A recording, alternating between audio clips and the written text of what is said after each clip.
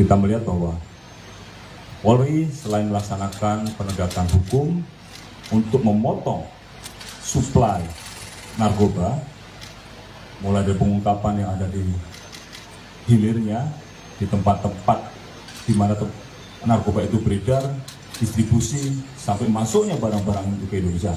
Dan hari ini kita melihat kita bisa mengungkap kasus narkoba yang berupa pabrik yang ada di Indonesia. Selain itu Polri melalui teman-teman dari Babin Kamtimas, Bahar Kampolri, kemudian dari Direktorat Bimas juga melaksanakan upaya-upaya untuk melakukan edukasi, penyuluhan kepada warga masyarakat khususnya generasi muda kita untuk dapat menjauhi peredaran gelap narkoba. Jangan sampai mereka menggunakan narkoba, karena kalau sudah menggunakan narkoba itu nowhere return, sulit untuk bisa kembali pulih.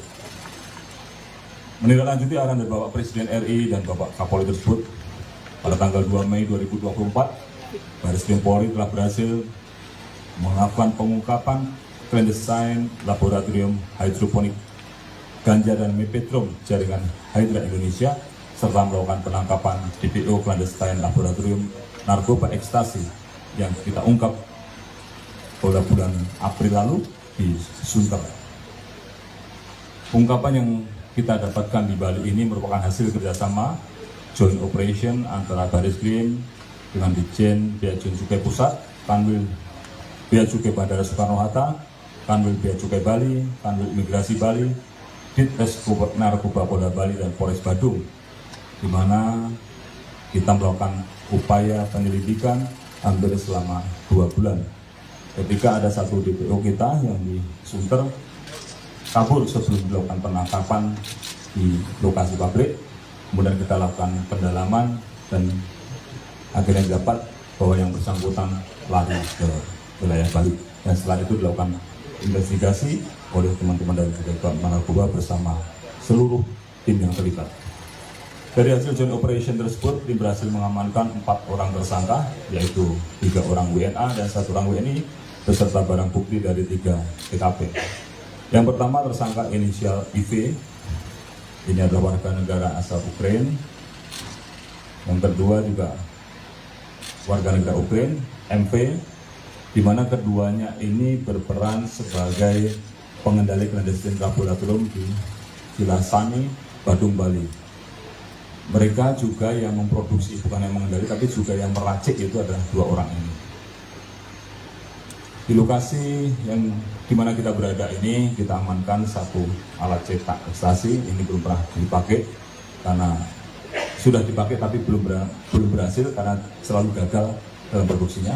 Kemudian yang kedua, hidroponik ganja, kita amankan 9.799 gram, mepetron 437 gram, dan berbagai macam peralatan laboratorium pembuatan mepetron dan hidroponik, serta berbagai jenis bahan kimia prekursor pembuatan narkoba dalam bentuk cair dan padat yang kalau kita kalkulasikan sekitar 454 liter, dan yang padat sekitar 65-213. Ini bentuknya bahan.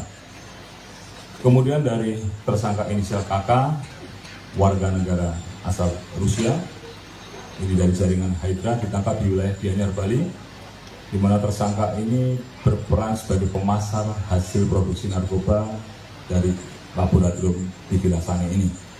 Barang bukti yang berhasil diamankan dari yang bersangkutan adalah ganja sebanyak 382,19 gram, hashish sebanyak 484,92 gram, kokain sebanyak 107,19 gram, dan mefedron sebanyak 247,33 gram. Kemudian yang ketiga, tersangka keempat adalah inisial RM. Ini merupakan warga negara Indonesia, merupakan DPO dari kasus clandestine laboratorium yang ada di Sunter, Jakarta Utara, berperan sebagai kurir dari jaringan Freddy Pratama. Tersangka ditangkap di wilayah Denpasar, Bali, dan barang bukti yang berhasil diamankan adalah narkoba jenis sabu sebanyak 6 kg. Kalau kita lihat dari estimasi nilai keseluruhan barang bukti narkoba yang berhasil diamankan dalam pengungkapan ini sekitar 11,5 miliar. Tapi itu di luar dari yang bahan tadi. Kalau bahan tadi sudah jadi, akan menjadi lebih besar lagi. Dalam pengungkapan ini juga terdapat 3 orang yang masih DPO dan sudah kita lakukan pencegahan dan juga kita masukkan dalam red notice, yaitu 2 orang warga Ukraina dan 1 orang WNI. Dan ketiga-tiganya berperan sebagai pengendali. Terhadap para pelaku ini diduga melanggar dapat dijerat dengan pasal 114 ayat 2 subsidi pasal 113 ayat 2, pasal 112 ayat 2 lebih subsidi dari pasal 129 huruf A dan pasal 111 ayat 2 junto pasal 132 ayat 1 Undang-Undang Republik Indonesia Nomor 35 tahun 2009 tentang narkotika dengan ancaman hukuman minimal 5 tahun penjara dan maksimal hukuman mati serta denda minimal 1 miliar rupiah dan maksimal 10 miliar rupiah. Rekan-rekan sekalian, modus operandi kejahatan narkoba semakin berkembang dan bervariasi mengikuti perkembangan teknologi. Baik itu dari tahapan produksi, distribusi, termasuk juga transaksi dan pemasarannya, di mana tidak hanya dilakukan dalam kegiatan yang di aktivitas masyarakat sehari-hari, tetapi masyarakat yang sudah menggunakan melalui dunia internet.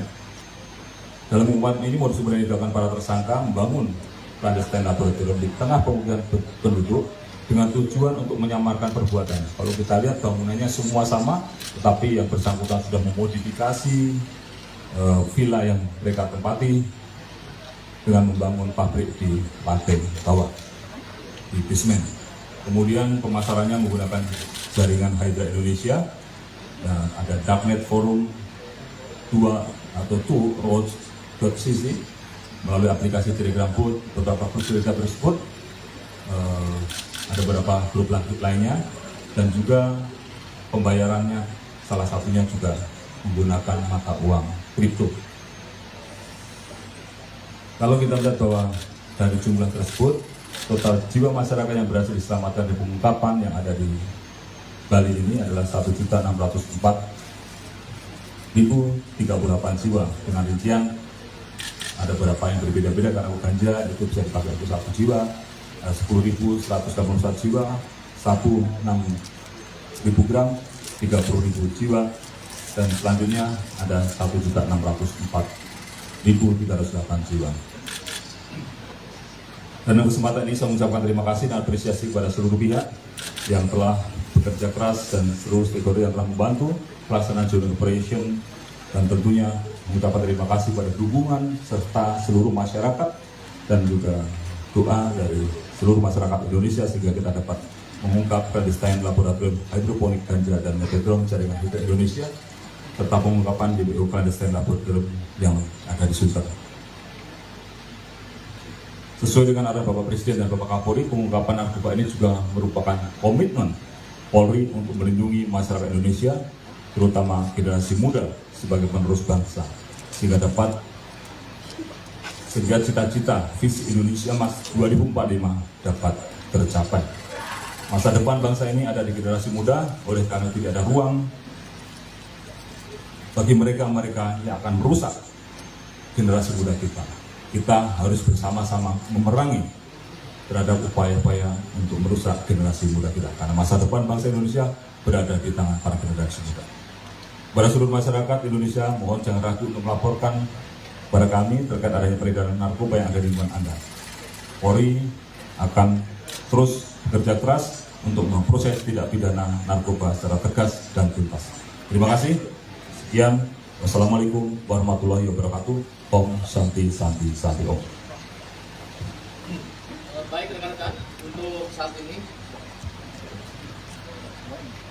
di hadapan rekan-rekan juga rekan-rekan media ada dari kantor Bea Cukai Pusat Bapak Kasubdit Analisis dan Targeting Narkotika. Untuk Pak Hengki kami persilakan. Terima kasih Pak.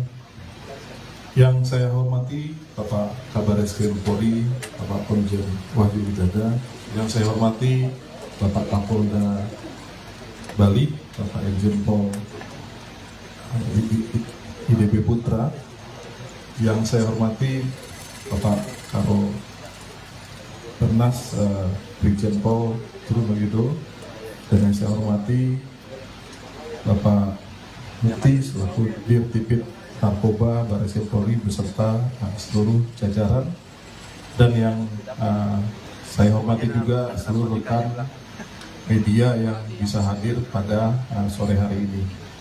Terima kasih Bapak. Jadi memang ini adalah membuktikan bagaimana sinergi yang dilakukan antara Kepolisian Republik Indonesia dengan berbagai instansi dan salah satunya dengan Kementerian Keuangan, dalam hal ini Direktorat Jenderal Bea dan Cukai. Adapun pengungkapan ini memang berhasil dilakukan karena adanya pengembangan dari kasus yang pertama di Sunter, kemudian tim melakukan pengembangan kasus yang kedua di Bali. Memang mereka mengelabui dengan membuat berbagai alamat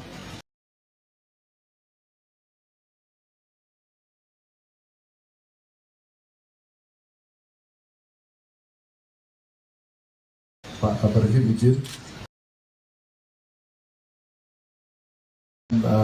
berkomitmen untuk selalu melakukan sinergi dengan Kepolisian Republik Indonesia, juga dengan aparat penegak hukum yang lain, yang tujuannya bagaimana supaya pemasukan dari narkotika dan sekarang bahkan sudah bergeser ke prekursor dan alat-alat untuk memproduksi narkotika ini dapat kita lakukan pengawasan bersama dan dapat diungkap untuk peredaran dan penyelundupan yang masuk ke Indonesia.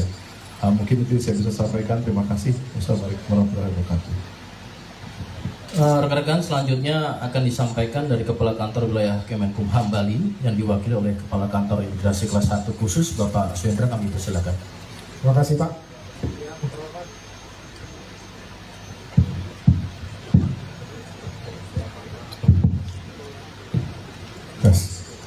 Terima kasih Pak. Yang terhormat Bapak Kabar Eskrim Polri, yang saya hormati Bapak Kapolda Bali, Bapak Karuh Humas, Bapak Direktur Tipin Narkoba, Pak Kasubdit, rekan-rekan media yang saya hormati, selamat sore.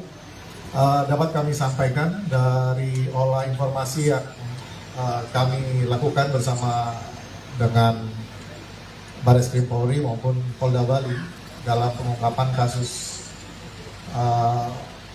clandestine laboratorium di Canggu. Ada 3 warga negara asing yang terlibat dengan inisial IV, MV, dan KK.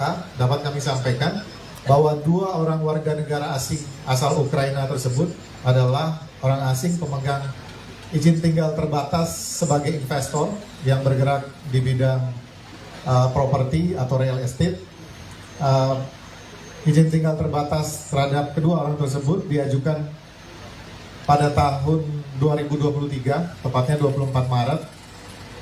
Kemudian terhadap 1 pelaku KK juga sebagai pemegang izin tinggal terbatas investor dengan bidang properti juga, yang izin tinggalnya diperoleh sejak 27 Mei 2023. Ketika izin tinggalnya masih berlaku sampai dengan 2025.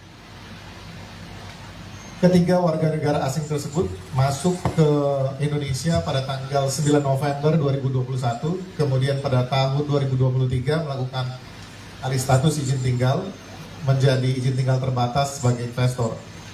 Kami di Kanwil Bali selalu bekerja sama dengan Polda Bali maupun Barreskrim Polri dalam melakukan pengawasan orang asing. Kami juga memiliki tim pengawasan orang asing yang selalu berkolaborasi dalam melakukan pengawasan orang asing di wilayah Bali. Kami berkomitmen untuk terus meningkatkan kerjasama untuk mengidentifikasi pelanggaran yang dilakukan oleh warga negara asing di Bali. Mungkin itu yang dapat kami sampaikan. Terima kasih.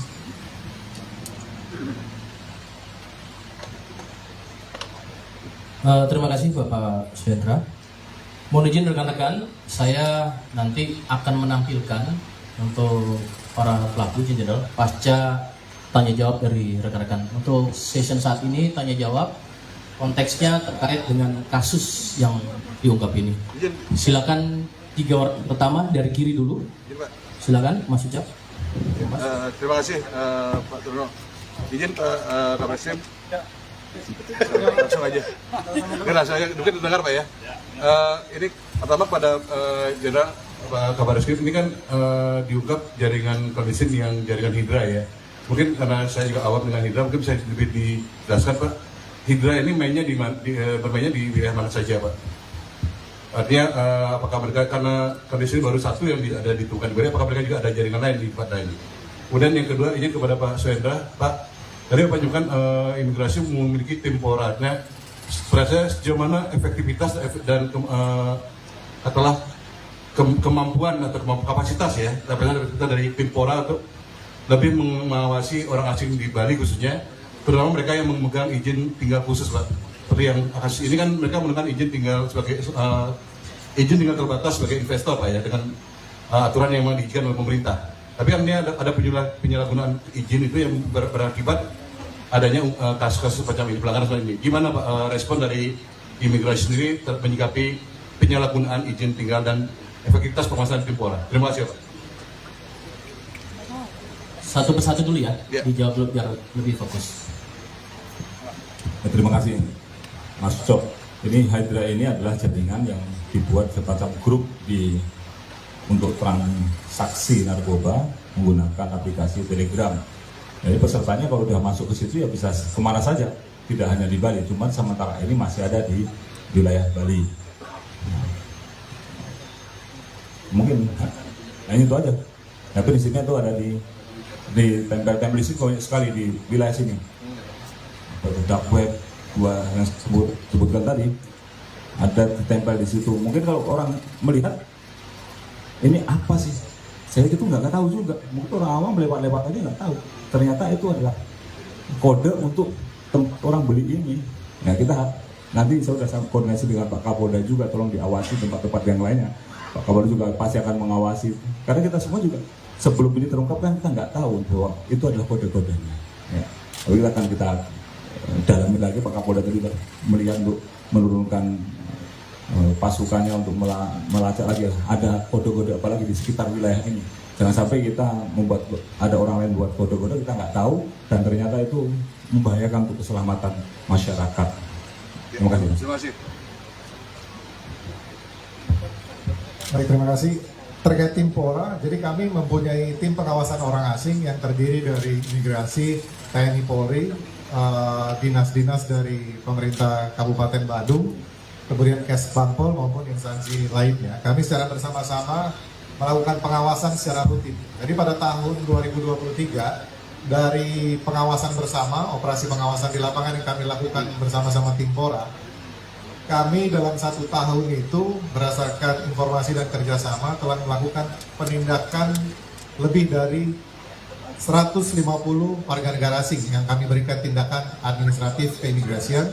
Kemudian kami juga melakukan penyidikan terhadap 3 kasus pelanggaran izin tinggal yang sudah diberikan hukuman. Jadi kerjasama itu sudah berjalan dengan baik. Kami akan terus meningkatkan pengawasan orang asing di lapangan. Kemudian terkait penyalahgunaan izin tinggal.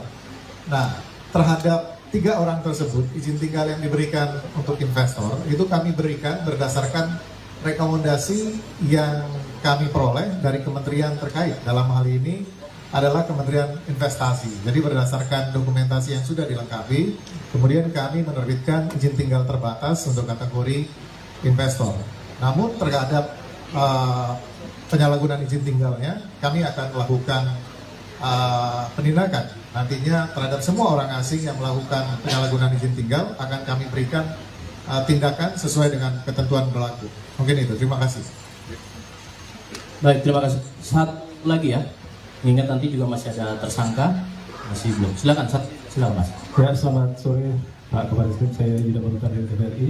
Pak, yang saya ingin saya tanyakan, sejak kapan para tersangka ini menempati villa tersebut dan sejak kapan mereka juga mulai memproduksi narkoba tersebut? Yang kedua, jika dikatakan ini bangunan ini didesain oleh mereka untuk melakukan aktivitas pabrik narkoba, itu ide desainnya dari siapa dan apakah basement itu termasuk ide desain untuk memproduksi narkoba tersebut? Terus yang ketiga Pak, dengan adanya tersangka warga negara asing, apakah pemasaran mereka hanya untuk warga asing atau termasuk juga warga Indonesia? Terima kasih. Terima kasih Mas. Mereka menempati di villa ini dari bulan September 2023. Tapi tadi sampaikan juga kan mereka sudah pernah masuk sini. Izin dapat kitasnya kan 2023. Nah, sehingga pada saat proses pembangunan villa ini mereka mendesain sendiri untuk yang ruangan basement itu, karena selainnya itu nggak ada basementnya, yang ada basementnya ini aja. Nah, desain sendiri untuk betul-betul. Kalau kita lihat ke dalam tadi sudah desain, ada ruangan untuk ada bunkernya, kemudian ada untuk membuat tempat hidroponiknya, ada juga saluran-saluran udara yang sudah dipersiapkan untuk supaya mereka punya sirkulasi udara dari luar, termasuk di dalamnya bekerja di bawah supaya tidak mengganggu, karena kalau ini baunya kan pasti berbeda, ada bau, ada suara-suara supaya tidak terdengar oleh tetangga-tetangga sebelahnya. Kemudian yang mereka bangun sendiri untuk yang bawahnya ini dengan desain yang dibuat oleh mereka sendiri. Kemudian terakhir tadi bagaimana pasarnya, karena ini dipasarkan melalui dark web, melalui internet, ya siapapun juga bisa.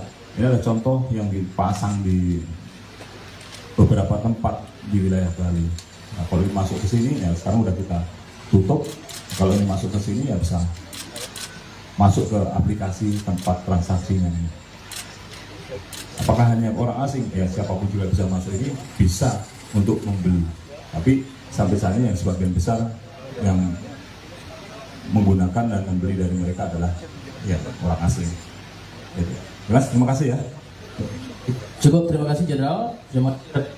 Lebih dan kurang kami mohon maaf, kami tutup.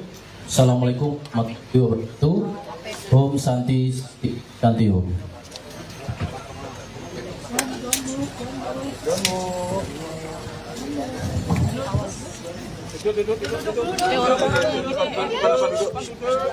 Depan duduk.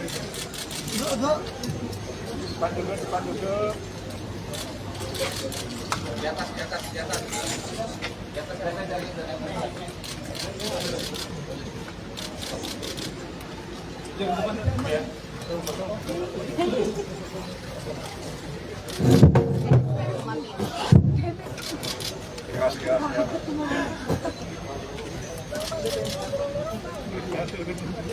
Iya.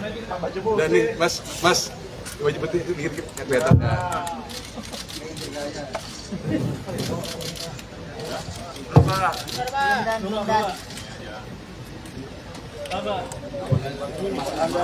Ya, terima kasih Pak.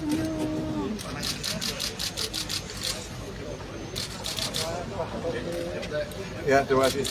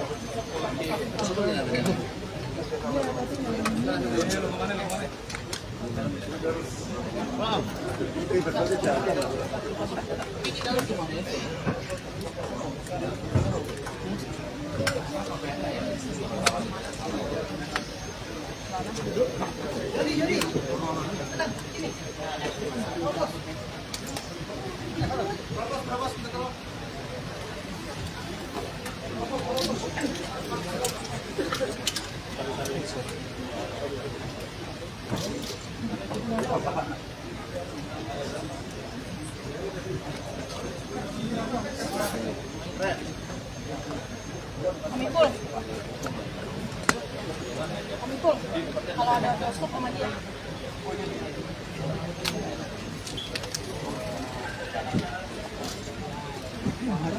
Capek, Bang.